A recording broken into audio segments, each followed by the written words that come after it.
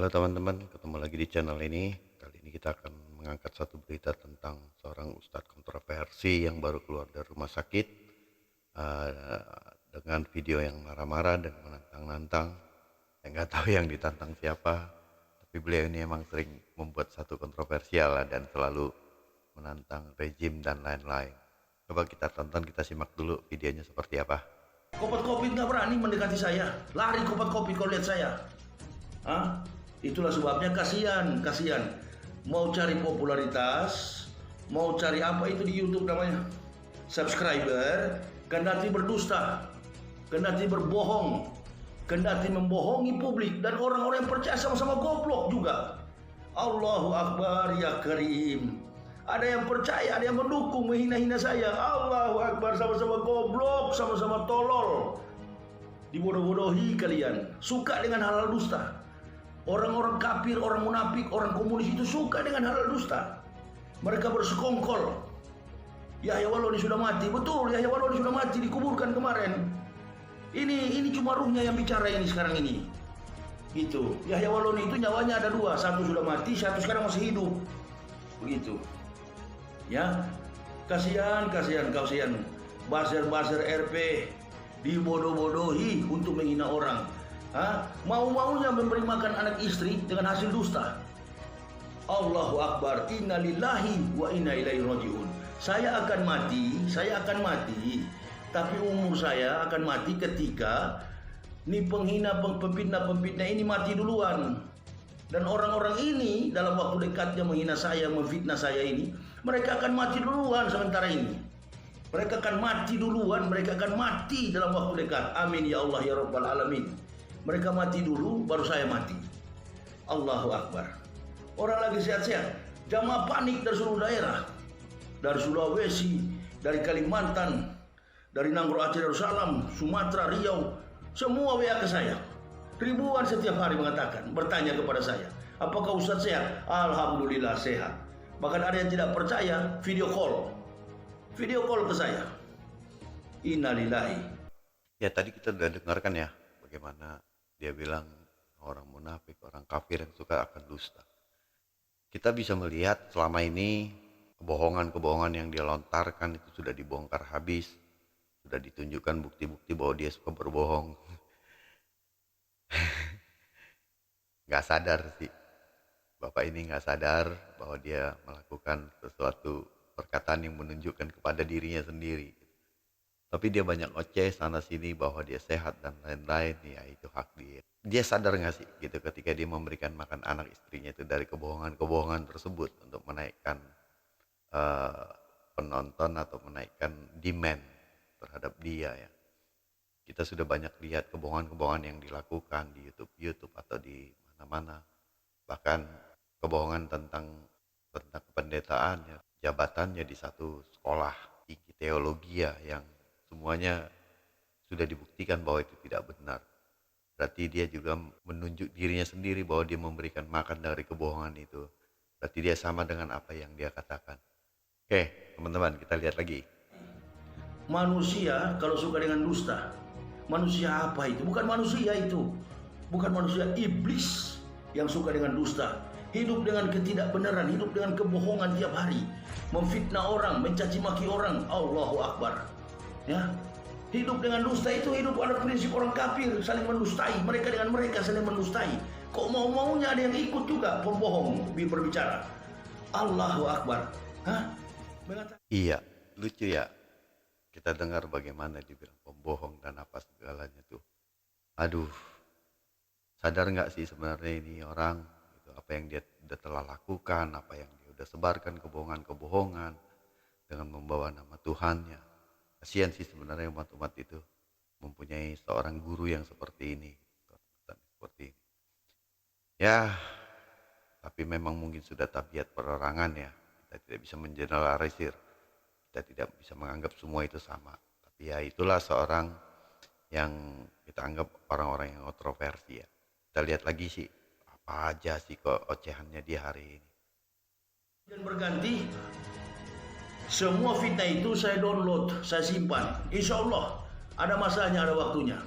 Ada waktunya. Untuk kita lapor ada waktunya. Ada waktunya, jangan lapor sekarang. Lapor sekarang mereka, oh Masya Allah. Mereka didukung oleh rezim, makanya berani. Apalagi orang kafir. Orang kafir itu dari dulu nggak berani, baru sekarang dia berani. Kenapa? Karena banyaknya kaum munafik di dalam Islam. Dan kata Allah Subhanahu wa taala dalam firman-Nya, "Ya ayuhan nabiyyu, jahidil kufar wal munafikin waqlus alaihim wa ma'hum jahannamu wa bi'sal masir." Wahai Nabi, wahai Rasulullah, wahai Muhammad, perangilah orang-orang kafir dan orang munafik. Waqlus alaihim, dan bersikap keras kepada mereka. Bersikap keras kepada mereka. Sesungguhnya tempat kembali mereka neraka jahanam yang sangat pedih. Masya Allah. Jamaah jangan pernah percaya kalau berita yang dihembuskan, yang tiupkan, yang datangnya dari orang-orang kafir dan munafik. Kalau terjadi perang terbuka, kalau terjadi revolusi, insya Allah, berulang-ulang saya katakan, saya di barisan paling depan akan memimpin perang terbuka. Jangan memakai TNI dan Polri, jangan menggunakan tenaga, jangan menggunakan kemampuan TNI dan Polri. Hai kaum munafik, hai kaum kafir, hai kaum komunis. Bersatu kalian, jangan pernah memperalat TNI dan Polri. Di mana? Ajak kami perang. Ajak kami perang dan kami akan libas kalian sampai selesai. Sampai rata kalian, kami akan libas. Dan saya akan pimpin sebagai pemimpin paling terdepan untuk memimpin perang bila terjadi perang terbuka. Allahu Akbar. Ini orang asli sakit ya.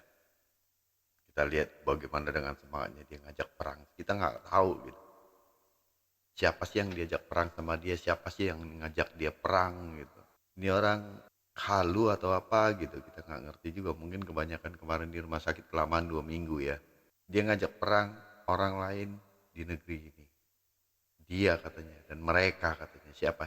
Kalau mau ngajak perang ya sudah, pergi berangkat sana ke Afghanistan ya kan. Di sana banyak gitu, yang masih bisa diperangi. Ya sudahlah, tapi memang orang ini selalu menggunakan kata-kata yang kasar, yang keras. Bahkan dia mengutip ayat, bahwa perangilah orang-orang munafik. Saya nggak tahu apakah itu memang pengajaran yang memang dia lakukan atau memang dia ajarkan ke jemaat-jemaatnya, saya nggak ngerti ya. Tapi kita lihat dari ajakan seruan ini sebenarnya ya berbahaya juga sih. Tapi biarkanlah, itu bukan urusan kita, itu urusan yang pemerintah atau urusan yang berkuasa kan gitu. Kita lihat lagi bagaimana sih, apalagi yang dia ocehin, kita nontonin aja. Itulah pemimpin pembohong diikuti oleh para pengikut-pengikutnya pembohong. Itu saya bilang orang kafir tempatnya di neraka karena apa? Suka berbohong, suka berdusta, dan dipercaya juga oleh publik. Allahu Akbar. Orang masih sehat. Nah, ya, suka pembohong, suka berdusta, dan dipercaya oleh publik. Waduh, ini dia menyatakan diri dia sendiri kepada orang-orang yang mendengarkan dan percaya kepada dia gitu ya. Dia kan tukang bohong jelas ya, dia pembohong, dan sudah dibuktikan. Tapi banyak orang yang percaya sama dia katanya. Ya, pemimpinnya mungkin seperti dia itu gitu. Pemimpinnya itu seperti dia, pembohong itu tadi. Dan banyak orang-orang yang memang masih mendukung dan masih sangat percaya sama dia. Bahkan sudah ditunjukkan bukti-bukti pun orang-orang ini tetap saja tidak mengakuinya gitu. Saya nggak tahu kenapa ya, ini merasa idolanya mungkin ya. Ya saya tidak tahu dia tujukan ke siapa itu, ke pemimpin pembohong. Tapi ya kalau saya lihat ya dia kan salah seorang pemimpin juga, pemimpin jemaatnya. Kalau dia pembohong berarti yang lain itu pada ya dia menganggap itu ya diri dia sendirilah gitu, dan teman-temannya itu tadi. Oke, kita lanjut. jamaah, inilah tantangan kita. Inilah tantangan kita di era rezim mengadu domba antara Ustadz A dengan Ustadz B, pejabat Muslim A dengan pejabat Muslim B, antar lembaga-lembaga negara, lembaga A dengan lembaga B. Semua kita diadu domba. Allahu Akbar. Ujung-ujungnya orang-orang munafik ini, kenapa mereka berani? Ujung-ujungnya yang mereka peralat adalah TNI dan Polri. Coba perhatikan kalau orang munafik bicara. Selalu mereka katakan, polisi, itu tangkap si A, tangkap si B. Karena kita mengkritisi, mereka menyuruh polisi untuk tangkap. Itu dia. Orang munafik itu penakut, pengecut besar. Mereka jadi berani karena mereka di bawah perlindungan rezim yang berkuasa sekarang. Dan setiap ada apa-apa, selalu menyuruh petugas TNI dan Polri. Itu yang menjadi andalan mereka. Itu yang menjadi kekuatan mereka, makanya mereka berani. Ya, itulah kita sudah tonton cuplikan-cuplikan tentang kemarahan ya. Walau ini mungkin dia marah karena banyak memang berita-berita yang membuat satu berita bahwa dia meninggal gitu ya. Innalillahi. Cuman ya orang-orang itu kan memang pencari berita ya, pencari viewer juga ya. Mereka menginginkan judul-judul spektakuler gitu, tapi kan akhirnya membuat kemarahan orang ini. Tetapi apa sangkut pautnya dengan rezim dan pemerintah kita nggak tahu, tapi itu urusan dia lah. Biarkan aja rezim ini yang mengurusin dia. Gitulah kira-kira teman-teman. Semua kesimpulan ada di Anda ya, ada di penonton. Kalian yang bisa menyimpulkannya sendiri, kalian yang bisa memberikan penilaian sendiri. Terima kasih teman-teman ya. Nanti kita lanjut lagi kalau ada berita-berita atau hal-hal yang bisa kita ulas di tempat ini. God bless you.